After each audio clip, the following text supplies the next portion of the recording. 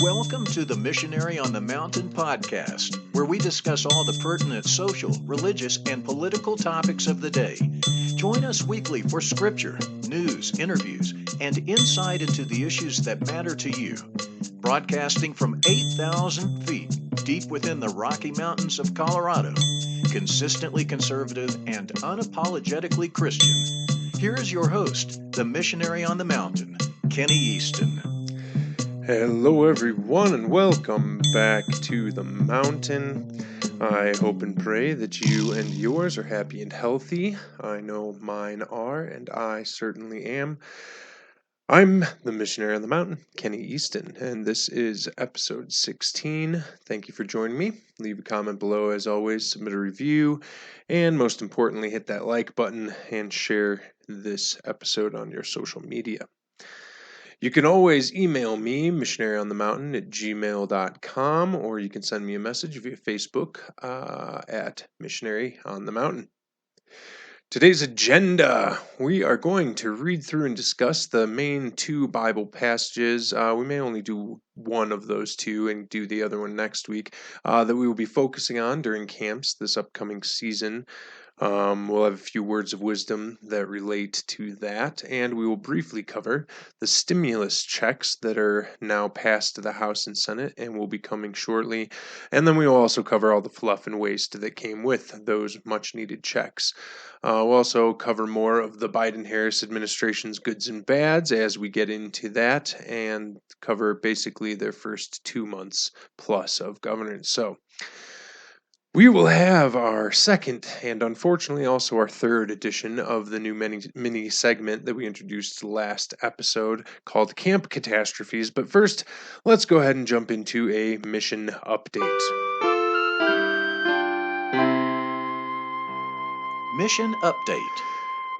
So up here at camp, spring is almost here. It is super muddy. This is what we call muddy season up here. Water is running throughout camp. We're getting ruts probably 6 inches deep, making driving difficult, and we can't keep our cars clean. Not that I care about that, but my wife certainly does sometimes. So that also means the deer are starting to move up the mountain, starting to shed their horns, or their antlers rather. Elk have now left the valleys and are back in the high country because most of the snow, at least halfway up the mountain, has melted.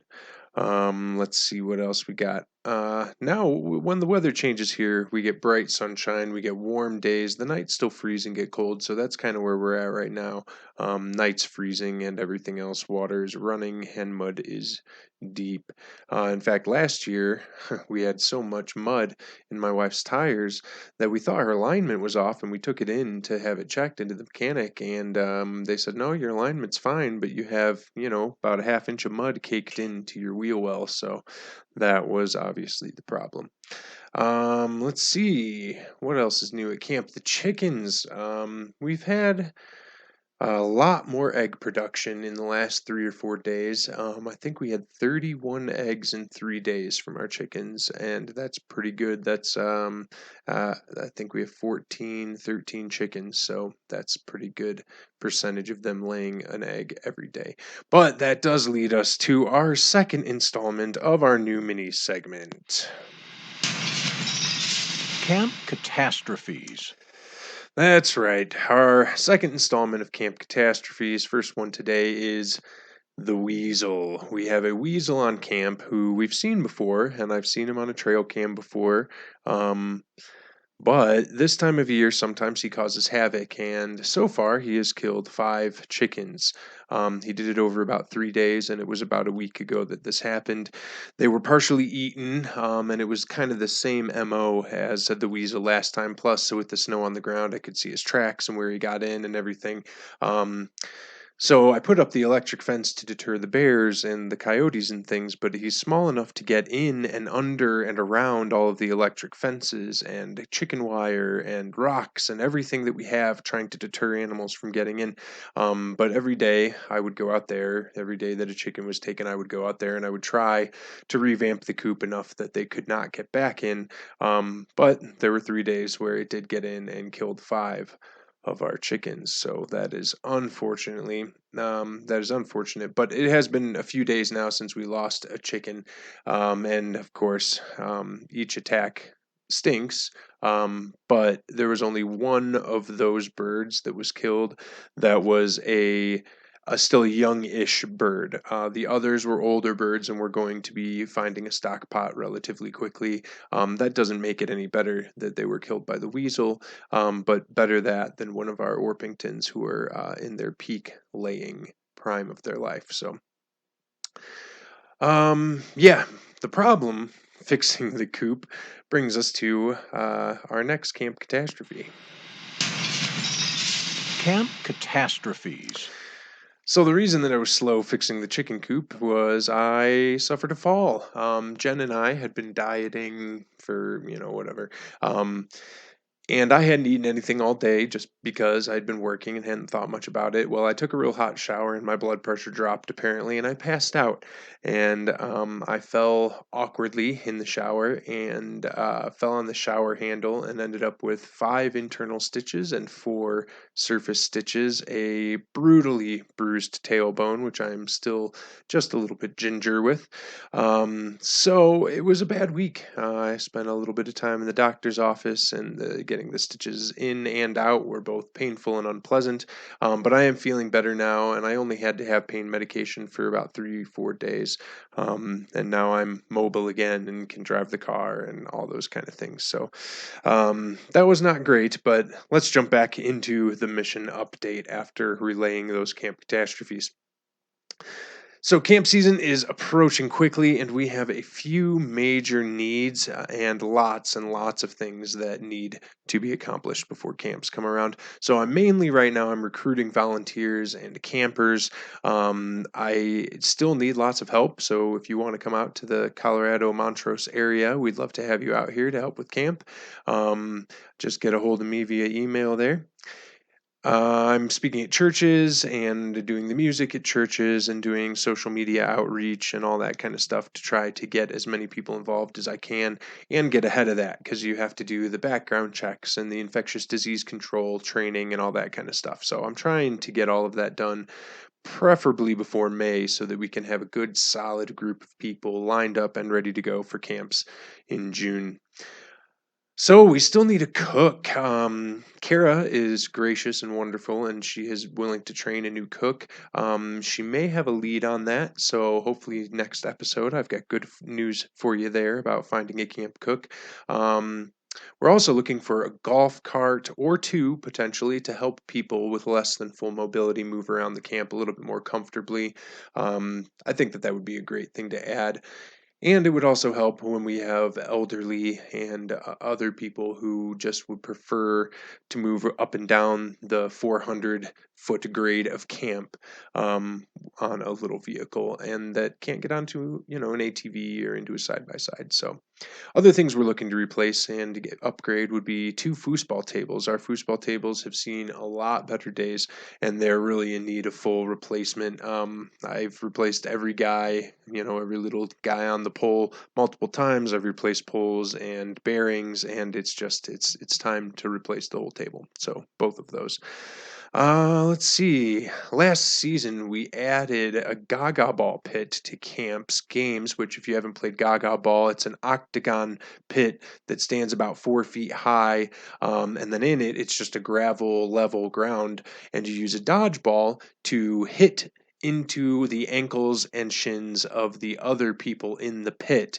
And if it bounces, it's dead, and et cetera, et cetera. But it's a lot of fun. And this year, we would like to add another game. I'd like to add horseshoe pits and tee boxes for our 9-hole disc golf course. So if you know anyone who might be interested in donating towards those kind of plans, please send me an email, missionaryonthemountain@gmail.com. So possibly the most important thing that happened, or that is happening at camp right now, is the planning of this year's curriculum. So, our main theme is going to be living as a Christian in a secular world, which I think is extremely relevant right now. Um, Our main song, I think, kind of encapsulates that topic, and it's called Another in the Fire by Hillsong United. And here's just the lyrics to the chorus. There was another in the fire, standing next to me. There was another in the waters, holding back the seas. And should I ever need reminding of how I've been set free, there is a cross that bears the burden, where another died for me. There is another in the fire. So, related to that, let's go ahead and switch it up just a little bit. And today we're going to first do the scripture of the week before we talk news.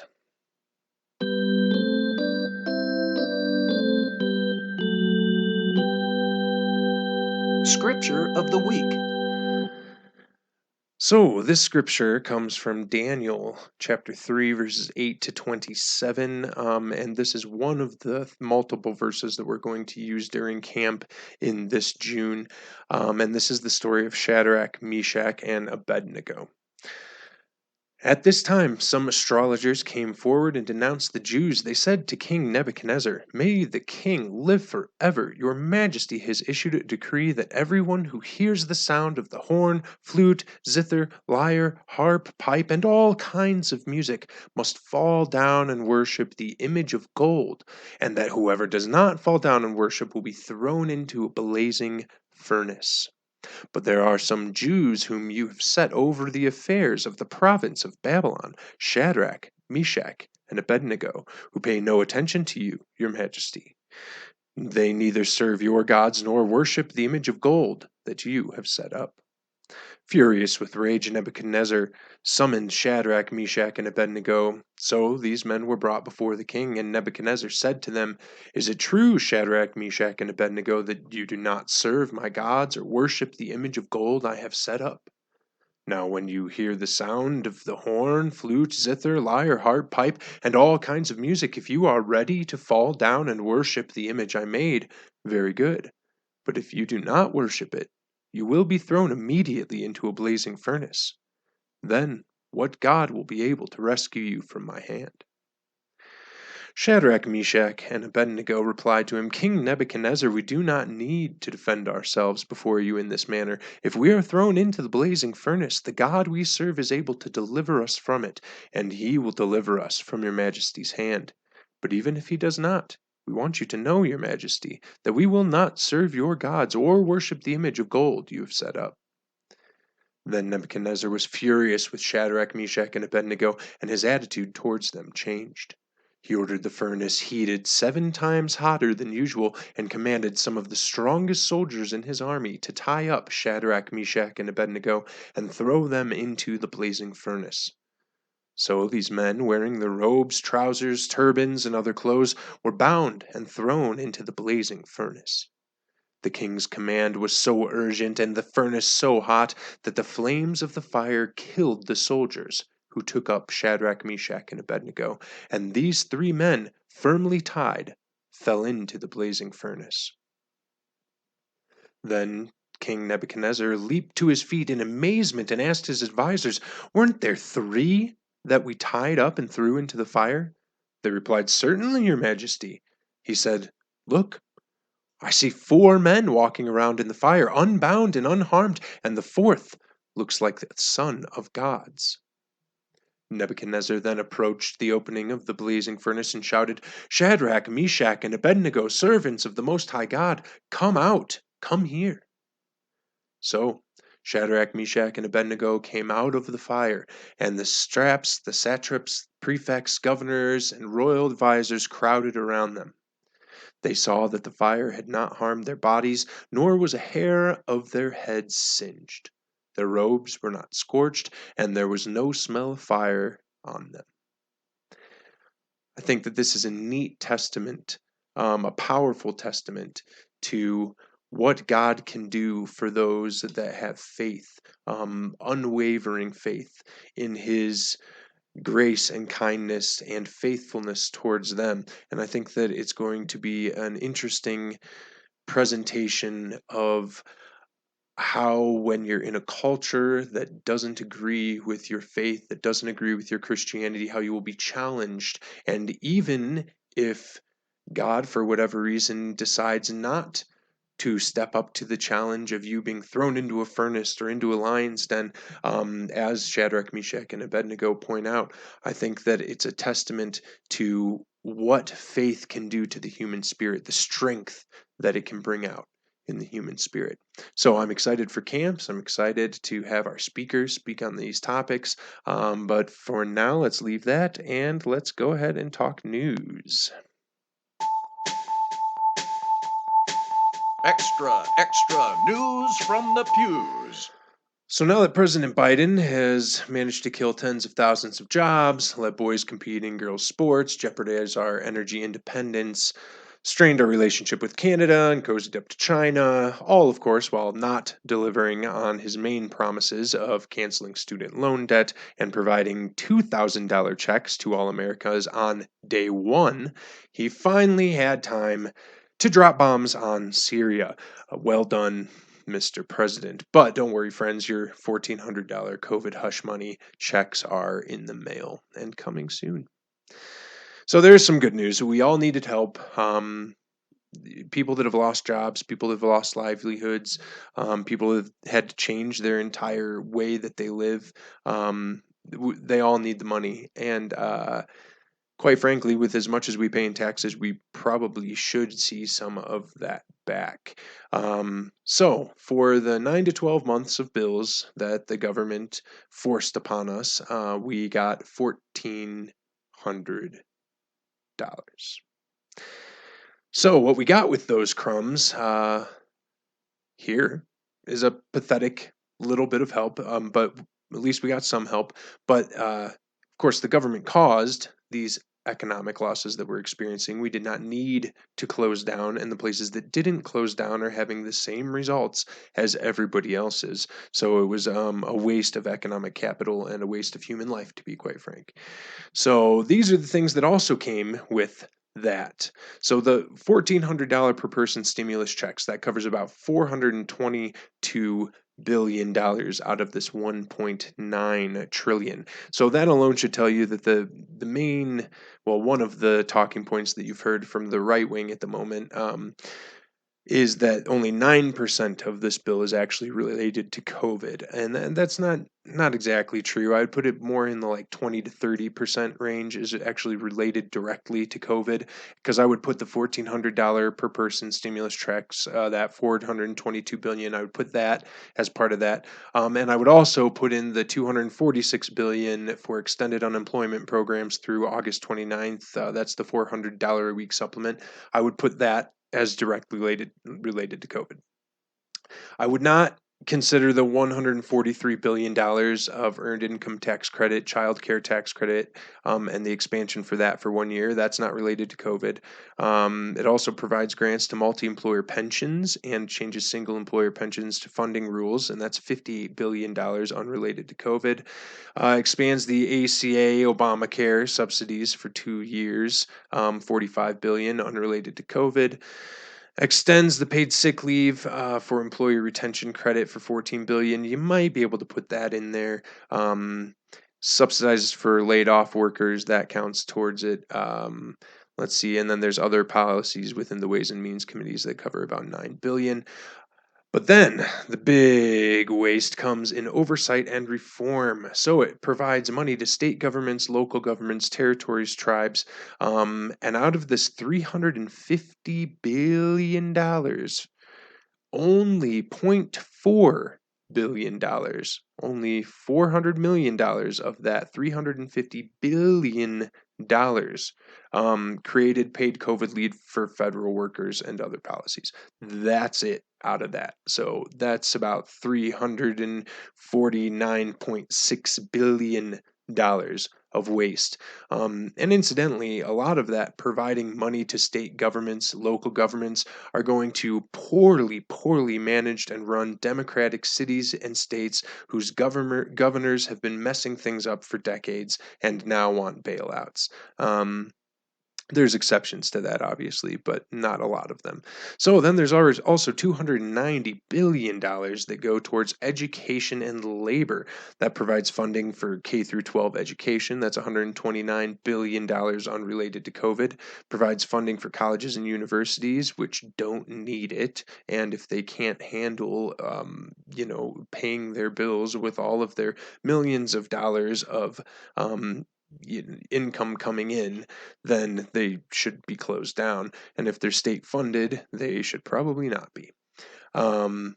Anyway, these universities get $440 billion. The federal minimum wage increase by 2025 to $15 an hour gets $54 billion. Another giant waste of money that will end up costing us triple that through the economic ramifications of that. Providing support for child care, grants to child care workers and Head Start. That's $40 billion unrelated to COVID. Let's see, subsidized COBRA for laid off workers. That's $10 billion that is related to COVID out of $290 billion. So we have 10 out of that 290.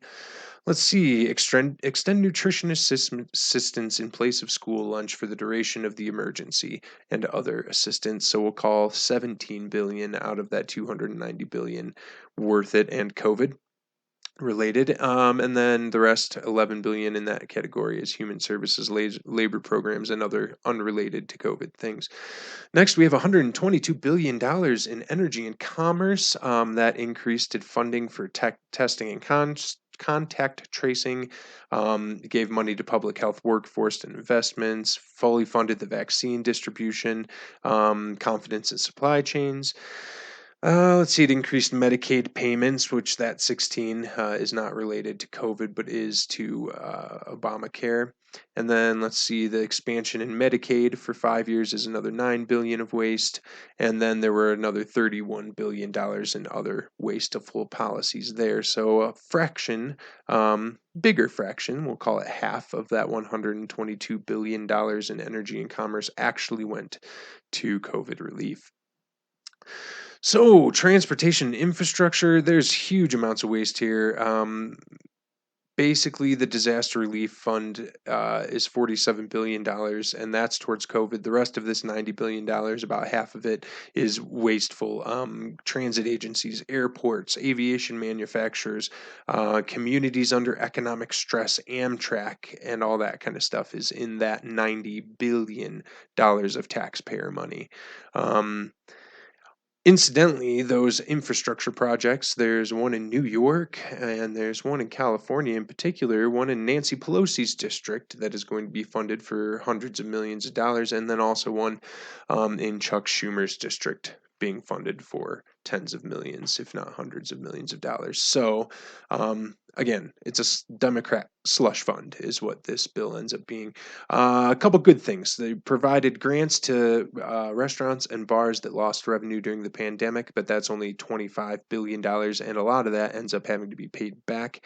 Advanced grants of $10,000 per business through the EIDL.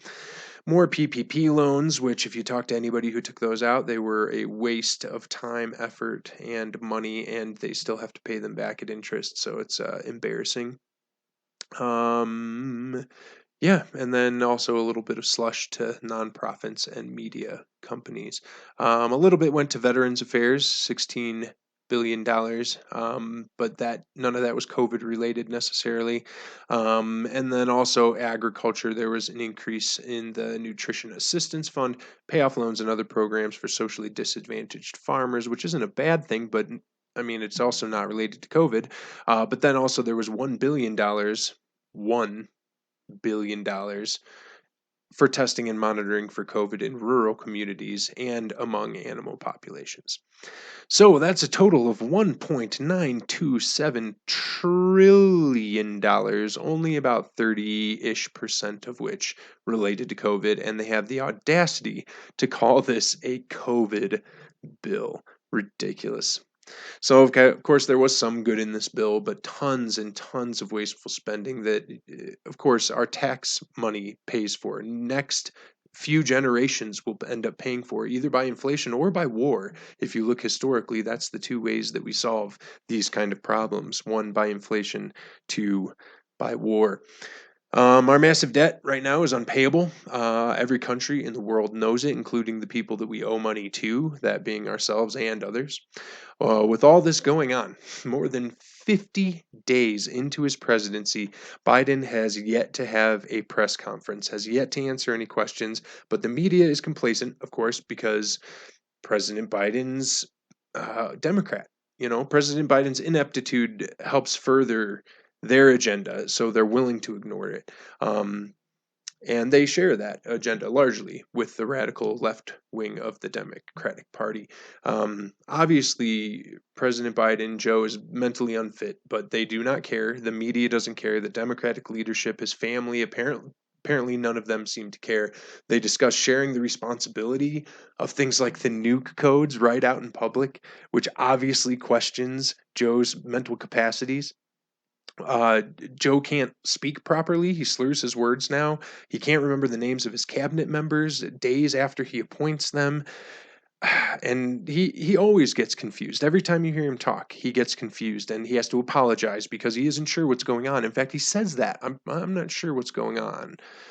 The, the Democrats' agenda is being run now from behind the scenes, not from up front, not by your Kamala Harris and not by your Biden. Um, And remember, Joe was promised to be a moderate, and it isn't even remotely moderate or even sane at this point, for that matter. It certainly isn't the moderate platform that Americans were conned into voting for, with, among other things, $2,000 checks, which were guaranteed on day one when he took the Senate, but of course were a fantasy and an outright lie. And they knew it was a lie when he told it. So. Meanwhile, Texas, Florida, Mississippi, and the other sane states, a lot of them, lockdowns and restrictions are ending as herd immunity inches closer and closer due to the widespread infection, and which of course causes antibodies, as well as the three vaccines now being widely distributed. So let's talk a little bit about these vaccines for the moment. I'm not going to get into the anti-vax debate, although I'm willing to have that debate. But for now, we're just going to talk about these particular three vaccines. These are the three fastest vaccines produced in human history by a distance of years. Years, on average, 5 to 10 years for a vaccine to come out. And this is almost entirely thanks to three main factors. First, President Trump's Operation Warp Speed, which established a government and private partnership leading to mass participation from vaccine companies to fast track their COVID research and production. Remember, under a year, and people said he was insane. People said it was irresponsible for Trump to say that we were going to have a vaccine by November, December, January, and he was, of course, right. As he often is when people make fun of him and say that he was an idiot. But he was right, and he was the reason that happened. So, second, the Trump administration's removal of red tape for these private companies to test and get to market their vaccines. And this included the time consuming, over cumbersome FDA approval. So, that was taken away. Things got through the FDA quickly and got approved for mass distribution. And then, third, of course, the amazing ingenuity of the American people and the American system when private companies run by real people with a real investment in the outcomes are allowed to innovate and create without bureaucratic interference. So, this used to be called the free market, but now has become a novelty once in a while granted to us on occasion by our government overlords. Now, if we could tear down that government red tape in all areas of life, we could flourish economically once again. We have now red tape that should be in place to protect our environment and to protect other things, but we don't need the excessive government intervention that causes the snuffing out of these great American companies and ideas. So if we could flourish, or if we could get that back, that free market mentality without government intervention that we once had, we could flourish economically again, I think. So, I mean, why do you think our brilliant innovators, your Elon Musks and people like that, are leaving these highly taxed, highly regulated states like California in favor of free market, less taxed, less regulated states like Tennessee or Texas? Um, I mean, it's obvious. It's so that their business can can thrive, can flourish. And I don't blame them one bit. People like Ben Shapiro, people like Elon Musk have left for better places, and I say that advisedly. Good weather can only take you so far. Uh, Anyway, let's get back to the vaccines. So I got the Moderna vaccine. I have had one dose so far, and it was not bad. In fact, as far as shots go, it was one of the most mild that I've had, especially considering my last camp catastrophe where I had stitches and all that wonderful stuff. So why did I choose to get the Moderna vaccine? Well, first of all, it was just kind of thrown in my lap. They had an extra dose that they needed to use, and I was there. And so I agreed to do it just kind of on the fly. But also, my dad, to get personal just for a second, my dad had COVID and he had it pretty bad. He was in the hospital for over a month. He was one step away from being on a ventilator, and he's still on oxygen at home and has been for over a month at home. So I understand what this disease, which is very real, can do to you, especially with comorbidities, um, of which my dad has a couple. Um, so I also have an aunt who is currently, just in the last day or two, been taken into the hospital, and we'll obviously keep Aunt Donna in our prayers, and we'll hope that she recovers quickly. And she was given plasma antibodies, as well as my father was when he was in the hospital. So I've seen what this disease can do to those who are vulnerable. That said, it's my dad, so I wanted to be able to visit my dad and to go see how he's doing and to spend some time with him, and I didn't feel comfortable putting him and his family, my extended family, and my stepmom and my brother and all that into that position. And so that's one of the main reasons that I got the shot. And obviously, like I said, it was offered, it was free, it was available. Um, so also I read up on it. I read up about the Moderna vaccine, about the mRNA vaccines and how they work. I'm not going to even try to explain that to you. But if you'd like to chat about that, I'd be open to doing that one-on-one sometime. Um, but there's low reporting of allergic reactions. There's low reporting of harsh side effects. Sometimes after that second shot, they've had, fever and some things, but the mortality rate of that compared to the mortality rate, which also is low, of COVID-19, um, I opted to do what I thought was right and take the Moderna vaccine. However, if you choose not to, I don't fault you for that at all. And I get that this is a relatively new vaccine and it was put out there very quickly. And if you don't want to be one of those guinea pigs, I totally get it. And if it weren't for the situation that I was in with my father and with a couple other vulnerable people in my life, I probably wouldn't get it either, mostly because I wouldn't need to, and I would want those shots to be saved for the people who were vulnerable. But at the same time, with all of the things weighed, all of the pros and cons, I decided that I was going to get it. So, like I said, after the first shot, I had no symptoms. I had a slightly sore arm. It wasn't near as bad as like a tetanus shot or even like your normal vaccinations that you got when you were young. The second shot, I haven't got it yet, but I get it in end of March, I think, March 29th. So I will give you guys a report on the symptoms that I feel after that. But I will tell you that my wife, Jen, had her second shot just this past week, and she had a slightly sore arm, not even as sore as her first shot, but she also had no other side effects. She didn't get the fever, she didn't get the chills, she didn't get the muscle aches or any of that kind of thing. So we were happy about that, and so now Jen is fully vaccinated. So again, don't fault you if you decide not to get it, but for me, it feels like it was the right decision. I know my mom, my sister, and my wife have all gotten it. My dad intends to get it when the doctors say that he should. But that is each person's personal decision. I think that that decision should be left up to each individual, and I don't believe that we should have mobility restrictions or travel restrictions or anything to that effect because you do or do not get the vaccine. It should just be like wearing a mask, which I don't generally wear a mask unless I'm in close quarters and other people expect me to. But generally speaking, I don't wear one of those, and that is also a personal choice. So let's get into today's words of wisdom.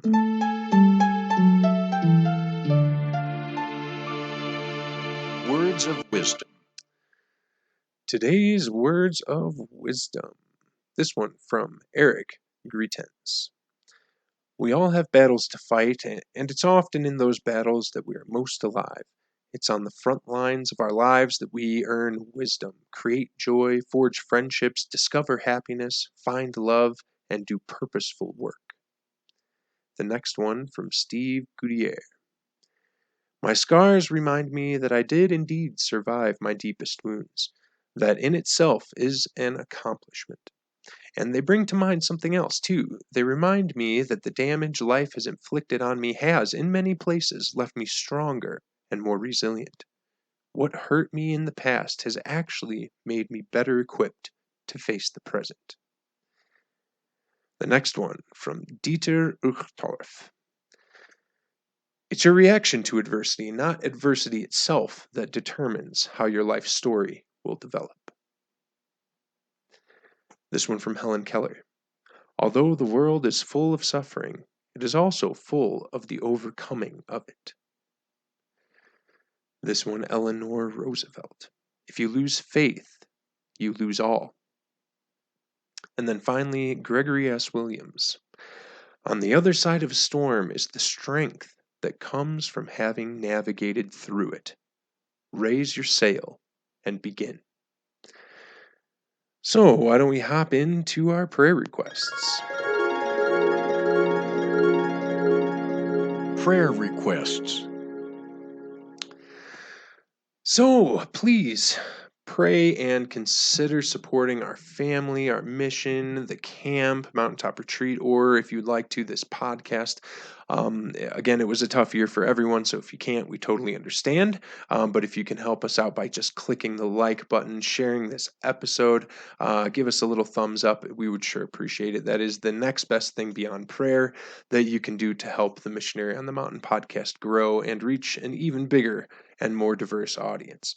So help us spread that conservative Christian message and values to a world that needs them. All the links are in the description, or of course you can always go to www.infaith.org/Kenny-Jennifer-Easton, and there you can support us directly through the mission at In Faith. So other prayer requests, prayer for our country, pray for our country and our world as we continue to fight back from this government-caused recession and then also obviously the global pandemic. Please pray for our leaders. Specifically, pray for President Biden, Vice President Harris. Pray that they would see God's will and wisdom. Pray for all the victims of abortion, the hundreds of thousands of innocent lives violently snuffed out every single year. Pray for the mothers, pray for the families whose lives will be forever scarred by the theft of that beautiful and unique child from their lives. Pray that we can end this disgusting and abhorrent normalization of the murdering of our babies in this once great country. We need to value human life again, so pray to that end. Finally, pray for Christians and religious minorities worldwide that are suffering real and intense persecution for their beliefs. Specifically today, I'd like to remind all of you to pray for the Uyghurs. Millions of whom are living and dying in internment camps right now in northwestern China. The Uyghurs are mostly Muslim. They're an ethnic minority in China that the communist government has decided is unwanted, and they have been actively targeted in the last few years, primarily because of their religious beliefs. So pray for them. Help spread awareness that while we argue about stupid things in the Americas, like Mr. Potato Head's gender and gender pronouns and all of this nonsense, real people are being jailed and killed for their faiths right now worldwide. So pray for that. Then also pray for the unrest that's going on. If you haven't noticed, the riots are back on apparently, and bad things are happening in Minnesota and in Seattle area. It's people are quick to call a 3-hour riot in the Capitol an insurrection, but a couple days ago, I believe that it was in Portland, the courthouse was set on fire by BLM and Antifa rioters while people were inside, and apparently that isn't somehow an insurrection. That's okay because it fits their agenda. But anyway, pray for all the people that are sane that live near those places. Pray for their police. Pray for all of our first responders because they need it in this time where they're villainized by the villains. So keep them in your prayers. So let's end on a lighter note. As I announced last week, my amazing, beautiful, talented, genius wife, Jennifer, and I have taken the Easton Library segment of this show and have made it into its own podcast. So, in the Easton Library podcast, we will talk about books, plots, characters, authors, all that great stuff. We have a monthly book club, the Easton Book Club. We also have Jen's Book of the Month, the good, the bad, the underappreciated, and much, much, much, much more. So, go check that out, the Easton Library. You can find it on Apple, Google, Spotify, YouTube, Castbox, etc., or wherever else you listen to your podcast. So that will wrap it up for episode number 16. I hope you enjoyed the show. Please tune in next episode for more news, mission updates, scripture, and words of wisdom. Visit our website. That's missionaryonthemountain.com for the latest podcast episodes and my blog posts. And please, if you appreciated this content, like I said, share it with a friend, share it with a loved ones, share it with people in your church or your faith community. Please like, comment, subscribe. I would truly appreciate your help as we continue to grow this podcast.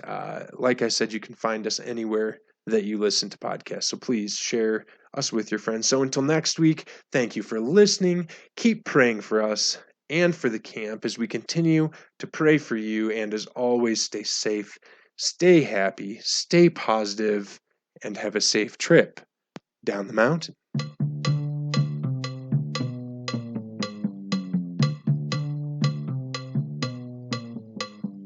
The Missionary on the Mountain podcast is not affiliated with or supported by In Faith or any other mission or organization.